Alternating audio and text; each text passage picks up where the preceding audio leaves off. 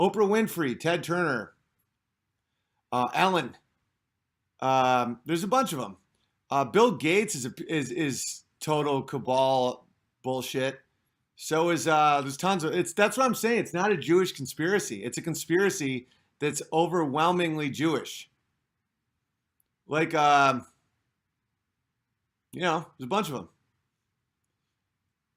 When are you going to realize this brings you to flat Earth? I don't. How does that bring anything to flat Earth? Oprah is a closet Jew. Yeah, yeah. She's the Southern black woman is a closet Jew. That's bizarre. Bill Gates founded Planned Parenthood. That's true. All right, I'm going to read some of these super chats. And listen, the word anti-Semitic is as. This is what I don't get about some of my right-wing friends. Is they'll go all day about how words like cisgendered and heteronormative and patriarchy and all this shit don't have a real meaning. Anti-Semitism has no meaning. There's no meaning to it. And if you think that this is the funniest thing. This is the hypocrisy of so much conservatism right now. If you think that Jews are in control of more money and power in America because they have a higher average IQ, that's the going obvious thing that people are saying. But yet you will never say that about blacks and whites.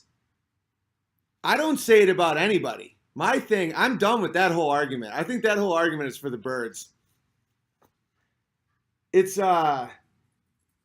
fascinating how like mainstream conservatives will say like, oh yeah, but Jews have a high average IQ. And you're like, well, what about sub-Saharan Africa? They're like, don't know what? It's like, okay, well, logically speaking, if you're going to make the argument that one group of people deserves more money and power because of their average IQ, then what about explaining that same thing with people that don't have a lot of money and power? Do they have a lower IQ? And they're like, that's racism, though. It's like, what? Is that another fake word? Is that another fake word? And then some of my other Jewish friends were like, yeah, well, my family, like Jewish families just really value education and success. And I'm like, okay, so you're measuring success in money and education and power. Education means you know secrets that other people don't know. That's what education really means. Education means you know spells that others don't get to know. The more educated you are, that what that implies is power.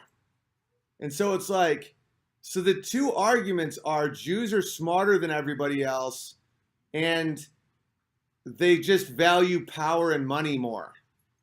And that's supposed to make everyone be like, oh, that's cool. That's totally chill. And if you criticize the Federal Reserve, you're called anti-Semitic, even though the Federal Reserve has taken our dollar from 1917 until right now. It's gone down 97% in value. 97%. It just got hollowed out. How is this okay with everybody? You know?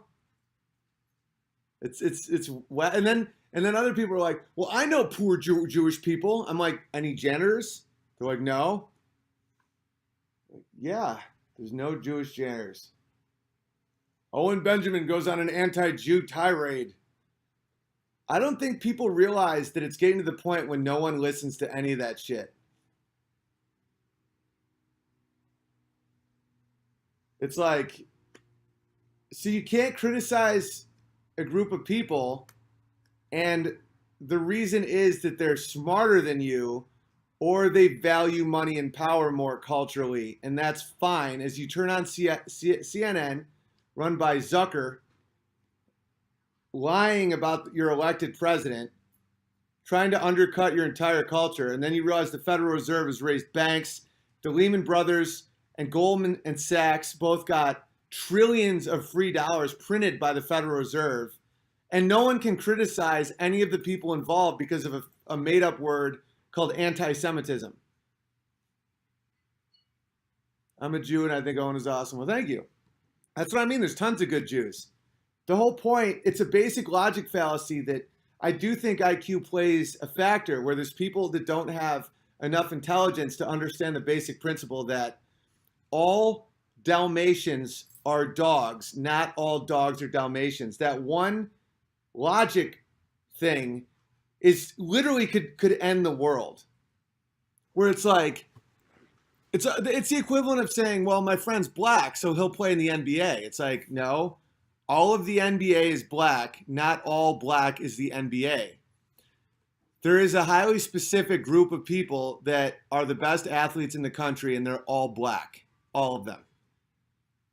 Okay, there's a highly specific group of people in America that are unbelievable at getting money and power, and almost all of them are Jewish. So that doesn't mean when you see a Jew, they're part of that at all. It doesn't mean when you see a black person, they can run a 4-1-40. But it's just true. All right. Nazis were controlled opposition. Dude, I'm like, that is that true? Like, that's fun. That's like very funny. But like, all I know is it's not Jews bombarding my chat, making me not want to talk about Jews. It's Nazis. That being supported by a vile group of people is so much more powerful than being attacked by a non-vile group of people. Because I don't find Jews vile at all. Not even a little bit. I actually really enjoy them culturally. I think that I like the food. I like the traditions. I like their wit, the words. I'm a word guy. But when the Nazis come in, they're like, yeah, brother, Zyklon B. It makes me tense up and be like, I'm sorry, I didn't mean to say it about Ben Shapiro. Yes, he is a janitor. It's not Jews. It's Nazis. So maybe the Nazis were always controlled opposition. Maybe Hitler the whole time was a Rothschild. How crazy would it be if it turned out that Hitler was a Rothschild and it was all set up just as controlled opposition? It's hilarious. All right, let me read these chats.